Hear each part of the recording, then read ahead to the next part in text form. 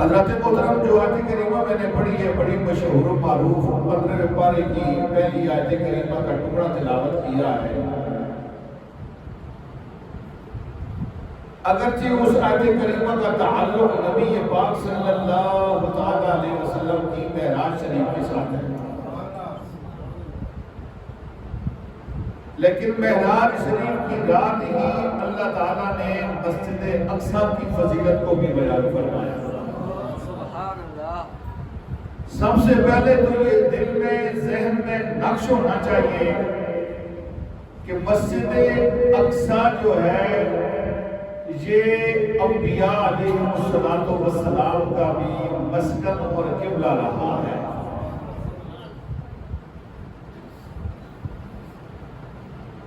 اللہ تعالیٰ نے اعلان فرمایا سبحان الذی اسریٰ بعبدہ، پاک وہ ذات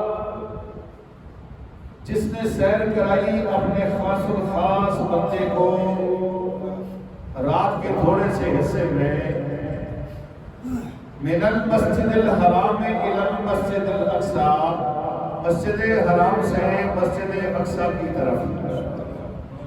تو جو ہے مسجد حرام سے مسجد اقصیٰ کی طرف تک نہیں، آگے بھی سفر ہے، تو اس کا معنی یہ نہیں کریں کہ مسجد حرام سے مسجد اقصیٰ کی طرف کی تک، بعض ترجمہ اس کا یہ کرتے ہیں، تو اعلیٰ حضرت فرماتے نہیں یہ سفر تک نہیں ہے، آگے بھی ہے۔ کون سی مسجد اقصیٰ؟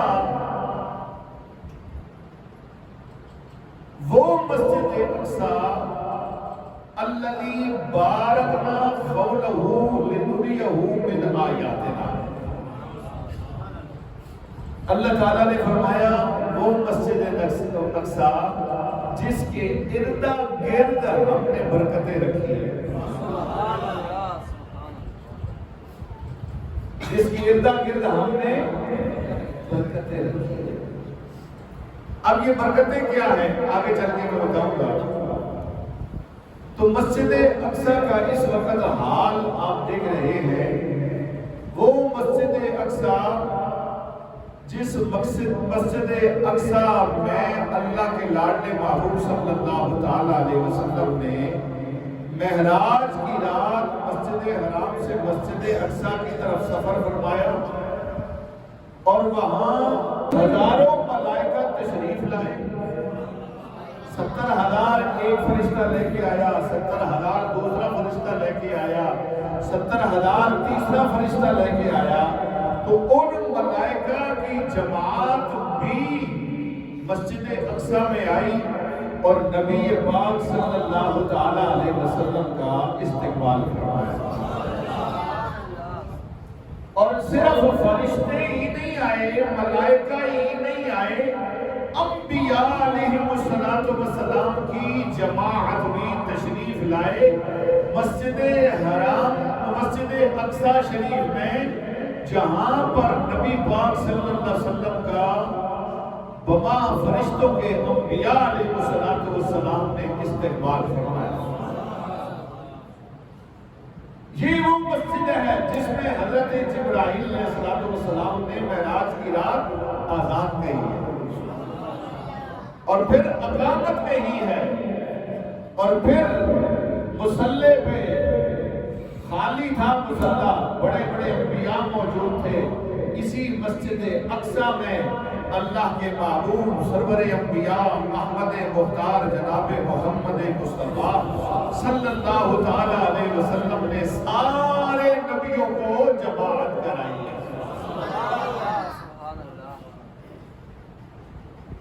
یہ وہ مسجد اقصیٰ ہے۔ آج یہود و نصارہ جن میں بمباری کر رہے ہیں، اور کئی سالوں سے جو ہے وہ یہود و نصارہ کے قبضے میں ہے، وہ مسجد اقصیٰ، اس کے در و دیوار جہاں نبی پاک صلی اللہ علیہ وسلم نے معراج کی رات اپنا براق باندھا ہے، اپنی جنتی سواری باندھی ہے، جہاں نبی پاک صلی اللہ علیہ وسلم نے سارے نبیوں کو نماز پڑھائی ہے، آج وہی مسجد اقصیٰ رو کے ایمان والوں کو صدا دے رہے ہیں۔ آغاز میں دیکھیے تو یہاں کو توجہ فرمائیے گا کہ اللہ کے لاڈلے محبوب صلی اللہ تعالی علیہ وسلم کے بارے میں سیدنا حضرت انس نے فرمایا کان رسول اللہ صلی اللہ علیہ وسلم اکثر الناس و اجود الناس و اشجع الناس. اونچی آنکھوں سبحان اللہ. کیونکہ میں نے حدیث سنائی ہے اور یہ حدیث صحیح بخاری کے اندر موجود ہے کہ فرمایا حضرت انس نے کہا کہ نبی پاک صلی اللہ علیہ وسلم تمام انسانوں سے زیادہ حسین و جمیل تھے. جو جملہ میں بتانا چاہتا ہوں آگے آئے گا آخر میں اس حدیث کے. فرمایا کہ اکثر الناس و اجود الناس کہ اللہ کے لاڈلے محبوب صلی اللہ علیہ وسلم سارے لوگوں سے زیادہ سخی تھے. بولیے سارے لوگوں سے زیادہ سخی تھے. اور یہاں فرمایا وَأَشْجَعَ النَّاسِ فرمایا اللہ کے لاڈلے نبی سارے لوگوں سے زیادہ بہادر تھے. یہ حدیث سامنے آ گئی ہے. ساری کائنات میں اللہ کی ساری مخلوق میں سب سے زیادہ حسین حضور ہے, سب سے زیادہ سخی حضور ہے اور سب سے زیادہ بہادر بھی حضور. اب سب سے زیادہ بہادر حضور ہے. صحابہ کرام رضوان اللہ تعالیٰ علیہ مختلف مواقع پر سید عالم صلی اللہ علیہ وسلم کی بہادری کے ایسے ایسے حسین واقعات روایت فرمائے ہیں کہ جن سے عقل دنگ رہ جاتی ہے کہ آپ صلی اللہ علیہ وسلم کی نگاہ عنایت اور تربیت کی برکت ہے کہ صحابہ کرام علیہم رضوان سے لے کر آج تک غلامان مصطفیٰ نے بھی ہر دور میں بہادری کی ایسی داستانیں رقم کی ہیں جو تاریخ کے ماتھے کا جوہر ہے. اور وہ بہادر کون ہیں؟ وہ رسول اللہ کے غلام ہیں. تھوڑا بولیے بولیے وہ رسول اللہ کے. اور غلام بھی کیسے ہیں سنیے گا. دیکھیے نبی پاک صلی اللہ تعالی علیہ وسلم کے یہ غلام ہر میدان میں ہر جگہ جہاں بھی ضرورت پڑتی دشمنان اسلام کے لیے, دشمنان قرآن کے لیے, دشمنان دین کے لیے, دشمنان رسول کے لیے جب ضرورت پڑتی تو ایمان والے اپنے ہتھیاروں کے ساتھ برسر میدان تشریف لے آتے. 7 اکتوبر سن 2023 کو اسی سن کو فلسطینی مجاہدین نے طوفان الاقصی آپریشن کے نام سے جہاد کا ایک نیا مرحلہ شروع کیا اور بیت المقدس پر قابض اسرائیلی درندوں کے سینوں پر مونگ ڈلے. کچھ آپس میں اور ایسے مونگ ڈلے کہ نہ صرف انہیں پوری دنیا کے سامنے ذلیل کیا بلکہ بھاری اور جانی اور مالی نقصان بھی پہنچایا. اور اس کے رد عمل میں یہودیوں نے, اسرائیلیوں نے فلسطین کی شہر غزہ کی ناکہ بندی کرتے ہوئے ان کی بجلی کو بند کیا, ایندھن کو بند کیا, سامان اور پانی اور خوراک کی سپلائی منقطع کر دی اور بمباری سے سینکڑوں عمارتیں تباہ کی اور تقریباً 1500 کے قریب یا 2000 کے قریب اس وقت فلسطین مسلمان شہید ہوئے. اسرائیلی درندے ممنوع کیمیائی ہتھیار استعمال کر رہے ہیں اور زمینی آپریشن کے لیے 3 لاکھ فوجی بھی غزہ کی سرحد پر پہنچ چکے ہیں. اس وقت دنیا بھر کے مسلمانوں کا امتحان ہے. توجہ ہے جی. اس وقت دنیا بھر کے تمام مسلمانوں کا امتحان ہے کہ وہ بیت المقدس کی آزادی اور فلسطینی بھائیوں کی مدد کے لیے میدان میں آئیں یا حسب روایت صرف مذمتی بیان داغنے تک کی بات رہتی ہے. چنانچہ میں نے صرف آج آپ احباب کے سامنے آپ حضرات کو بیت المقدس کی قدیم تاریخ بھی بتانی ہے مختصر سے انداز میں، اور ایمان والوں کا جذبہ بھی بتانا ہے.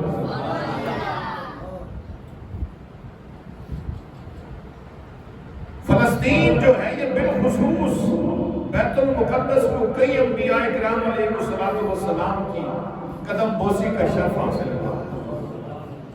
تو یہ معمولی بات ہے کہ جس سرزمین پر بے شمار انبیاء تشریف لائے ہوں، اور سب سے پہلے یہاں حضرت ابراہیم علیہ السلام ہجرت کر کے تشریف لائے اور اس جگہ کو فلسطین کو اپنا مسکن بنایا. فرعون کی ہلاکت کے بعد توجہ ہے کچھ باتیں تاریخ کی ہیں وہ بھی سن لیں.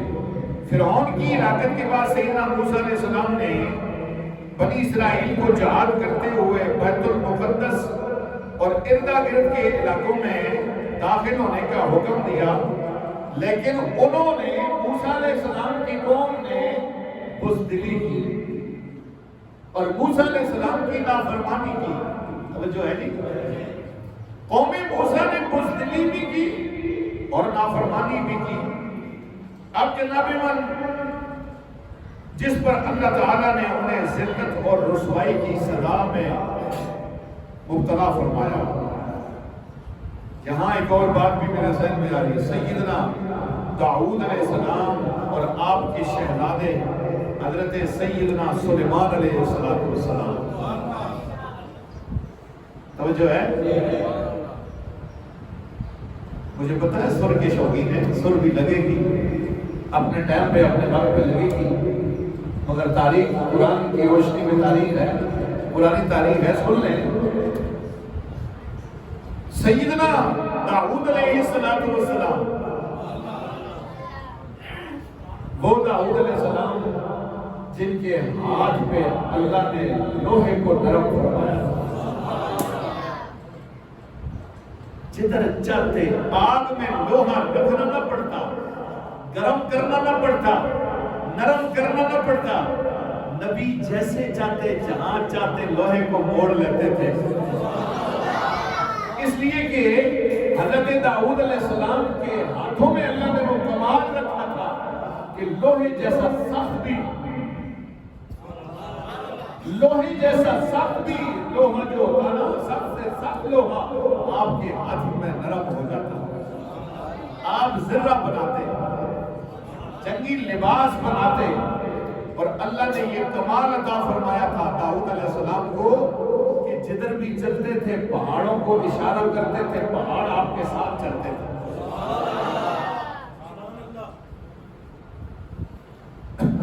اگرچہ یہ الگ موضوع ہے، شان داؤدی الگ موضوع ہے، لحن داؤدی الگ موضوع ہے، معجزات داؤد علیہ السلام الگ موضوع ہے، لیکن یہاں مسجد اقصیٰ کی بات کرنا چاہتا ہوں کہ حضرت سیدنا داؤد علیہ السلام آپ کا اور آپ کے شہزادے حضرت سلیمان علیہ السلام نے اپنی بادشاہی ہی میں بیت المقدس کو دارالحکومت بنایا تھا. اس لیے جاگو مسلمانوں، بیت المقدس یہودیوں کا نہیں ہے، مسلمانوں کا ہے. سیدنا سلیمان علیہ السلام نے ہی مسجد اقصیٰ کی نئی تعمیر کو مکمل کروایا، اور آپ کا مزار اور پر انوار بھی یہی ہے. اور انبیاء علیہ السلام کے مزارات بھی یہی ہیں. اسی لیے تو اللہ نے کیا فرمایا؟ الذی، مسجد اقصیٰ، الذی بارکنا حولہ لنریہ من آیاتنا. اللہ نے مسجد اقصیٰ کے اردا گرد برکتیں رکھی ہیں. بولو کیا رکھی ہیں؟ برکتیں رکھی ہیں، اور اللہ نے اس میں نشانیاں رکھی ہیں.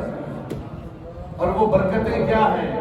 انبیاء علیہ السلام کی قبریں ہیں، اور جہاں نبیوں کی قبریں ہیں وہاں یہودیوں کا قبضہ نہیں ہو سکتا۔ فلسطین ایسی قوم ہے، بہادر قوم ہے، جرأت مند قوم ہے، غیرت مند قوم ہے، اسلام کی شیدائی قوم ہے، جنہوں نے بیت المقدس کی آزادی کے لیے اپنے آپ کو، اپنے بچوں کو، اپنی گھروں کو، اپنی مستورات کو، ہر کسی کو قربان کرنے کے لیے پیش کر دیا ہے۔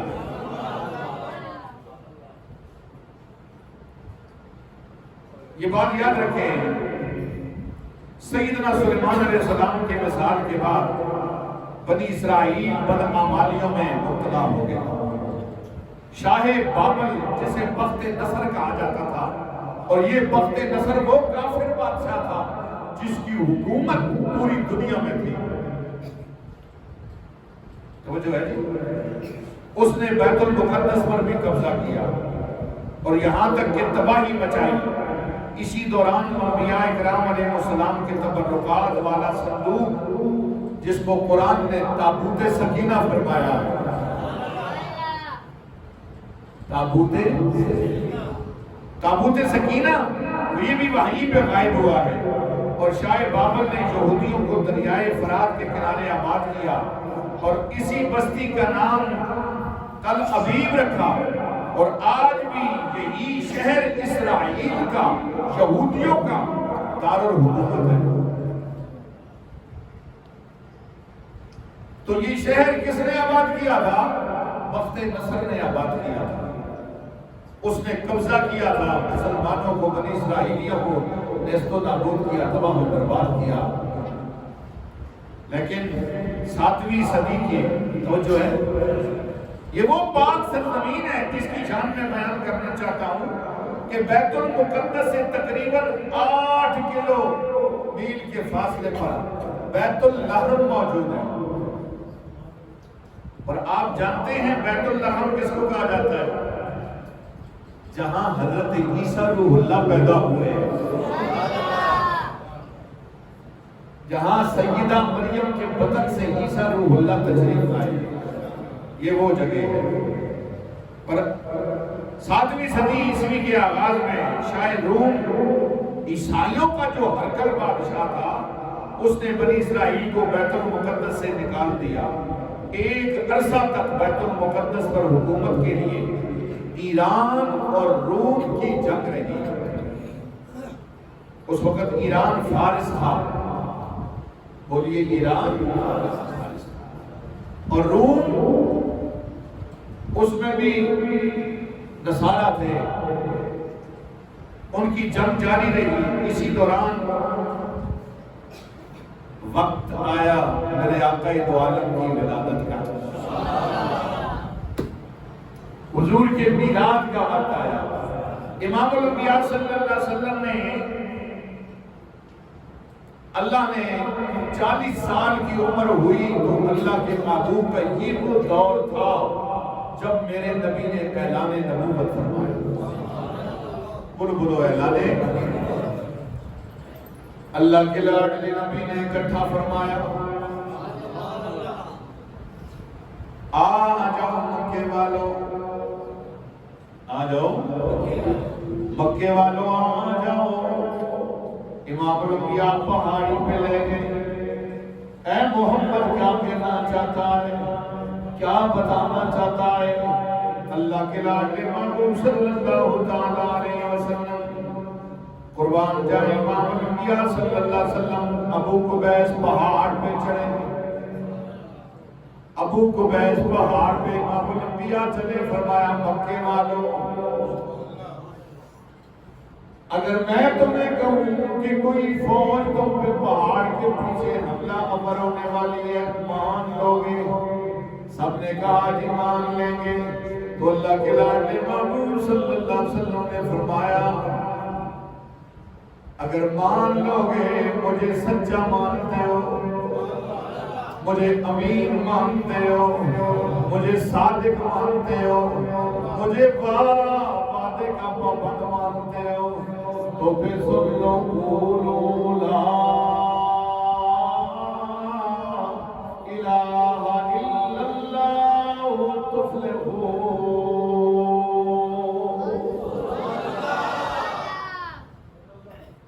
اللہ کے لاڈلے محبوب صلی اللہ علیہ وسلم نے فرمایا کہہ دو اللہ ایک ہے، اللہ کے سوا کوئی عبادت کے لائق نہیں، فلاح پا جاؤ گے۔ بتوں کی پوجا چھوڑو،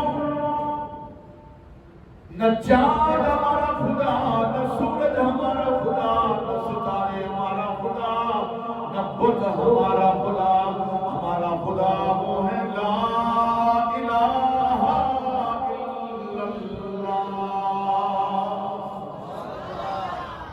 فلاح پا جاؤ گے، کامیابی پا جاؤ گے۔ حضرات محترم اسی دوران رسول اللہ نے نبوت کا اعلان فرمایا اور قرآن مجید میں یہ غیبی خبر دی گئی کہ روح بھی غالب آئیں گے، اور بعد میں ایسا ہی ہوا۔ اور شب معراج، بولو شب معراج، جب اللہ کا لاڈلا نبی، پیارا نبی، اللہ کا لاڈلا اور پیارا نبی مسجد اقصی میں آیا تو مسجد اقصی نے صدا لگائی تھی، یہ وہ مسجد اقصی ہے جس نے دعا فرمائی تھی، اور وہ دعا کیا تھی؟ یا اللہ،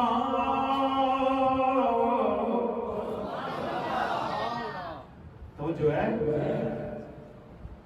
یا اللہ۔ پتہ چلا مسجدیں بھی دعائیں کرتی ہیں، اور حدیث میں آتا ہے مسجد کہتی ہے یا اللہ جو میرے اندر نماز پڑھنے آتے ہیں، جو مجھے آباد کرتے ہیں تو انہیں آباد کر، اور جو مجھے ویران کرتے ہیں یا اللہ تو انہیں ویران کر۔ مسجد کی بددعائیں مت لیا کرو، مسجد بددعا دیتی ہے بے نمازی کو۔ آؤ ذرا توجہ فرمانا، اللہ کے لاڈلے محبوب صلی اللہ علیہ وسلم نے فرمایا یہی مسجد اقصی، تھوڑا سا ساتھ دیو نا میرے نال، جی ناراض ہو تو میں گھر چلا گیا، خوش ہو کے میں واپس سبحان اللہ۔ مسجد اقصی، بولو مسجد اقصی۔ آج ذرا توجہ فرمائے، وہ مسجد اقصی شریف جس نے دعا فرمائی، اور دعا کیا فرمائی؟ دعا فرمائی یا اللہ، اے اللہ میں وہ مسجد ہوں جس مسجد میں بڑے بڑے نبی آئے، بڑے بڑے انبیاء آئے، اور میں بعض نبیوں کا قبلہ بھی رہی ہوں۔ محبوب صلی اللہ علیہ وسلم نے ارشاد فرمایا مسجد، توجہ فرمانا، مسجد بیت اللہ اللہ کا سب سے پہلا گھر روئے زمین پہ ہے تو مکے میں ہے، وہ کعبۃ اللہ ہے۔ آؤ ذرا حدیث سنانے لگا ہوں، صحیح مسلم شریف کی حدیث ہے، حدیث نمبر 520 سنانے لگا ہوں۔ سیدنا ابو ذر جندب رضی اللہ تعالیٰ عنہ فرماتے ہیں کہ رسول اللہ سے پوچھا گیا زمین پر پہلی مسجد کون سی بنائی گئی؟ زمین پر سب سے پہلی مسجد کون سی بنائی گئی؟ تو آپ نے فرمایا المسجد الحرام۔ امام الانبیاء نے فرمایا روح زمین پر پہلی مسجد مسجد حرام ہے، بولو مسجد حرام ہے۔ انہوں نے عرض کیا مسجد حرام کے بعد یا رسول اللہ کون سی مسجد بنائی گئی؟ امام الانبیاء نے فرمایا المسجد الاقصی۔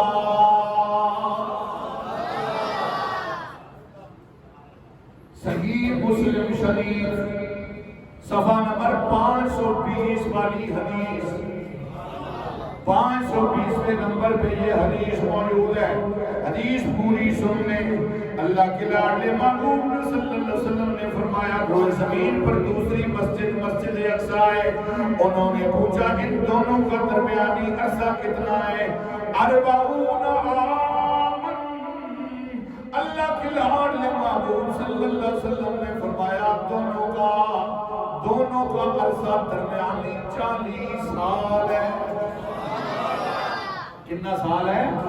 40 سال ہے۔ توجہ کرنا میرے دوستوں اور بزرگوں، فرمایا اللہ کے لاڈلے نبی نے ثم الارض لک مسجدا، مسجدا فحیثما ادرکتک الصلاۃ فصلی. امام الانبیاء نے فرمایا مفہوم بیان کروں گا کہ اب میری دنیا میں آنے کے بعد پوری روئی زمین سجدہ اور نماز کے لائق ہے. جس پاک جگہ بھی چاہو تم نماز پڑھ سکتے ہو. لیکن اللہ کے لاڈلے محبوب صلی اللہ علیہ وسلم نے ارشاد فرمایا سب سے پہلی مسجد بیت اللہ ہے, دوسری مسجد مسجد اقصی ہے. لیکن جب اللہ کے لاڈلے نبی آئے, بولو لاڈلے, اس سے پہلے زمین ناپاک, ساری کی ساری زمین جس جگہ کو مختص کیا جاتا وہیں عبادت ہو سکتی تھی. آج تو بندہ خدا تو سفر میں گاڑی کنارے روک سڑک کے وہیں پہ مصلی بچھا صاف جگہ دیکھ نماز پڑھ لے, بولو نماز پڑھ لے. لیکن اس سے پہلے ایسا نہیں تھا, ایسا نہیں تھا. ہاں صرف بیت المقدس کی سرزمین تھی اور فلسطین کی سرزمین میں بھی صرف بیت المقدس تھا جہاں پہ نماز پڑھی جا سکتی تھی یا بیت اللہ میں پڑھی جا سکتی تھی. لیکن قربان جائیں جب سرور دو عالم تشریف لائے, نبی پاک کی ماں فرماتی ہے مقبولا مختونا مسرورا مطہرا مطیبا الی آخرہ او ساجدا.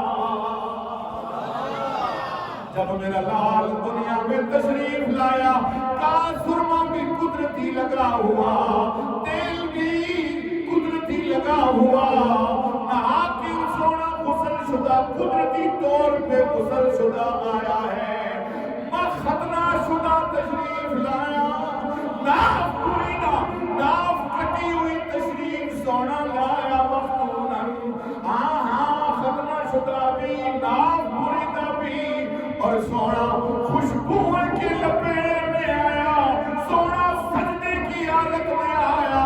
جو ہی سونے نے سر سجدے میں رکھا اللہ نے کائنات کی ساری زمین کو پاک کر دیا ہے.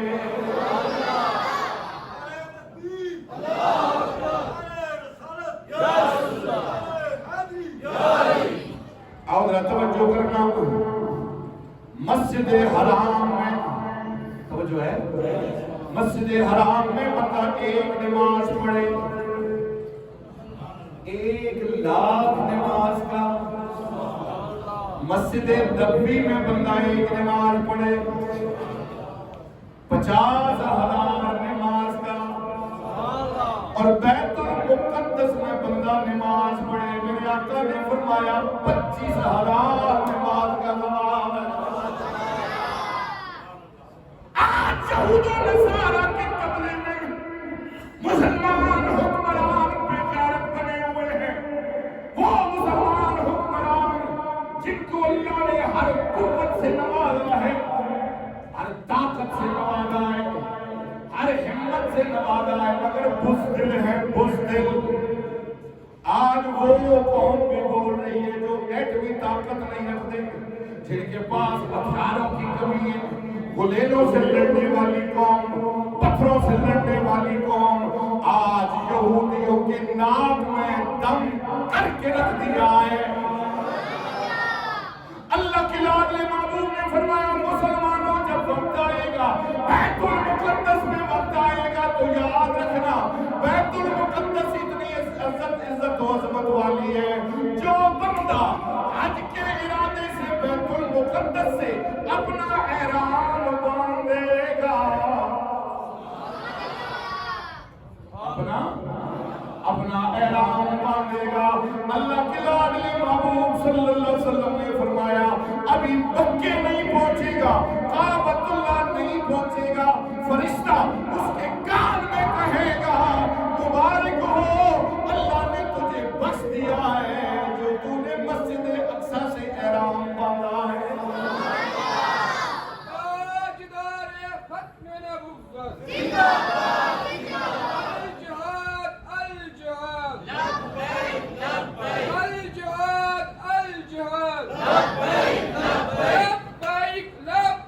امیر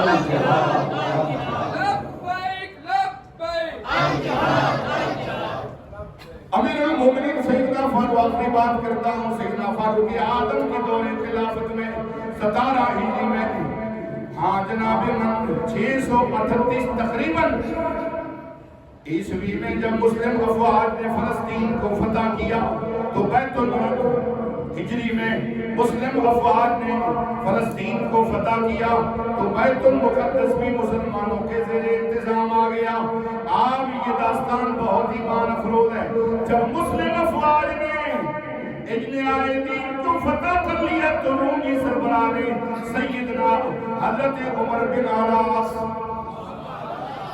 یہ حضور کے صحابہ ہیں، بولو بولو حضور کے، خدا کی قسم ہے آج اگر یہ علاقے فلسطین، اگر عرب کے سارے علاقے، پاکستان، افغانستان، ہندوستان، یہاں تک کہ سرزمین چائنا کے بارڈر تک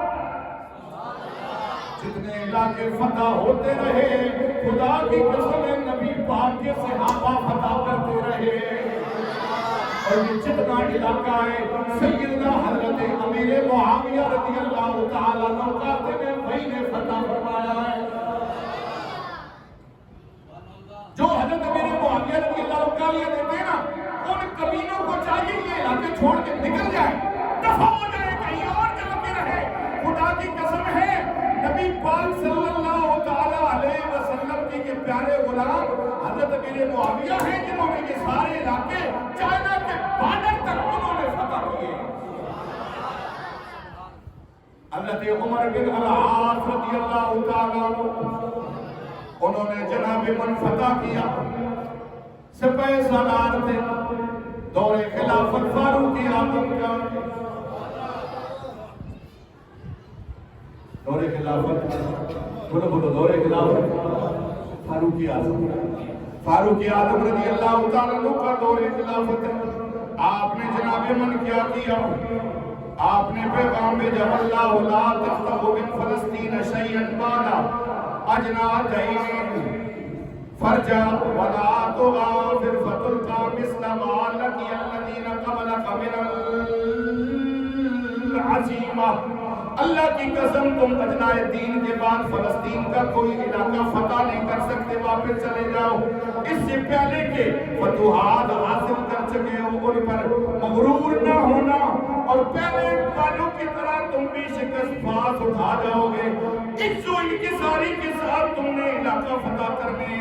رومی سربراہ کے ساتھیوں نے اس سے پوچھا تمہیں کیسے معلوم ہوا کہ عمر بن العاص اس علاقے کو فتح نہیں کر سکتے؟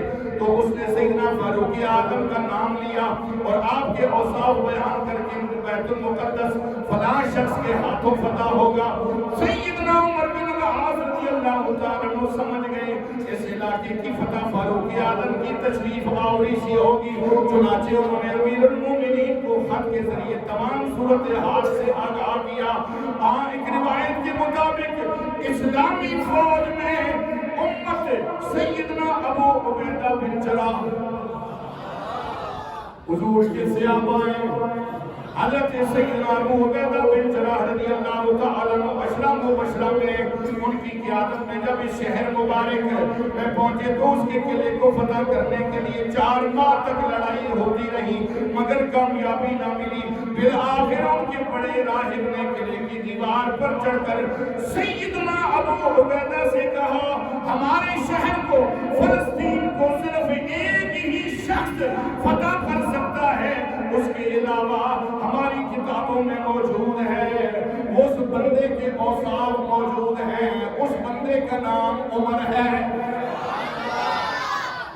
بولو بولو اس بندے کا نام عمر ہے.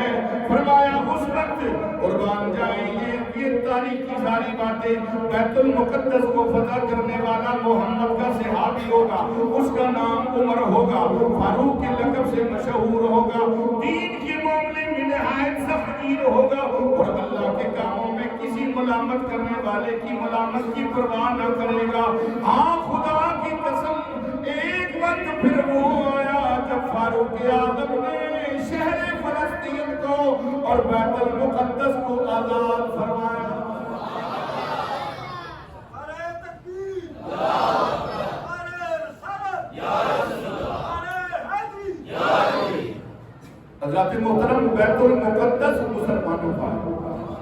بولو بولو کس کا ہے؟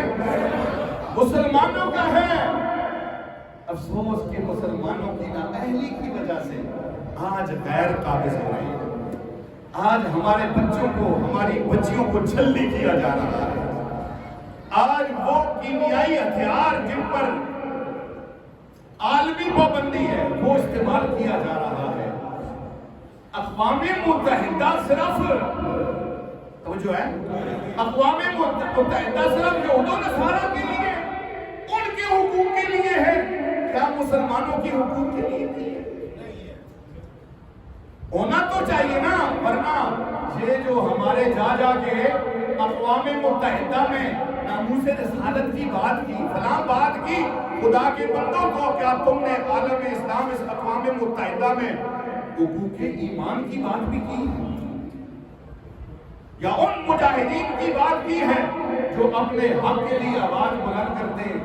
آج تم اسرائیل کو راضی کرنے کے لیے کہتے ہو ذرا فلاں کا خیال کرنا، فلاں کا خیال کرنا، فلاں کا خیال کرنا۔ تمہیں شرم آنی چاہیے۔ اپنے آپ کو لاکھوں علماء کا ایک جو ہے اپنے آپ کو سردار مانتا ہے، اپنے آپ کو بادشاہ مانتا ہے کہ لاکھوں علماء کا میں صدر ہوں، اور بیان تیرا یہ آتا ہے کہ فلسطینی مجاہدین سے گزارش کروں گا کہ فلاں کا بھی خیال کرے، فلاں کا بھی خیال کرے۔ خدا کے بندو شرم نہیں آتی تمہیں؟ یہ کیوں نہیں کہتے اے حکمرانوں اٹھو، آج وقت ہے ان جتنے بھی ایٹم بم تمہارے بنے ہوئے ان کا رخ اسرائیل کی طرف موڑ دو۔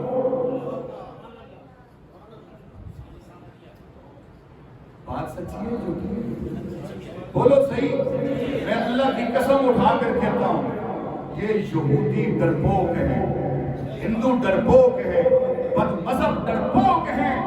اگر جس میں شجاع ہے، بہادری ہے، ایمان میں ہے، وہ لڑتے ہیں اسلحے کے بل بوتے پر، وہ لڑتے ہیں کلاشن توپ کے بل بوتے پر، وہ لڑتے ہیں ٹینک اور جہاز کے بل بوتے پر، وہ لڑتے ہیں ہتھیار کے بل بوتے پر۔ خدا کی قسم ہے ایمان والا نہ ہتھیار کے بل بوتے پہ لڑتا ہے، نہ ٹینک اور جہاز کے بل بوتے پہ لڑتا ہے، نہ ایٹمی طاقت کے بل بوتے پہ لڑتا ہے۔ ایمان والا جب بھی لڑتا ہے جذبہ ایمانی کے بل بوتے پہ لڑتا ہے۔ یہ بات ہے یا نہیں؟ اس لیے اپنے ایمانوں کو زندہ کرو، اور کم از کم ایماندار ہونے کے ناطے اپنی آواز بلند کرو۔ ملک میں جہاں جہاں بھی ریلیاں نکلیں حکومت کو للکارنے کے لیے کہ خدارا اپنے جہاز اڑاؤ، یہ جو تم نے لوگ اکٹھا کیا ہے ان کو اڑاؤ، اور یہودیوں کی آنکھوں میں آنکھیں ڈالو۔ توجہ ہے؟ اور اپنے مسلمان بچوں، بچیوں، عورتوں اور مجاہدین کی حفاظت کرو، اپنے در و دیوار کی، اللہ کے گھروں کے در و دیوار کی حفاظت کرو۔ یہی ایمان ہے۔ اللہ میری آپ کی حفاظت قبول فرمائے۔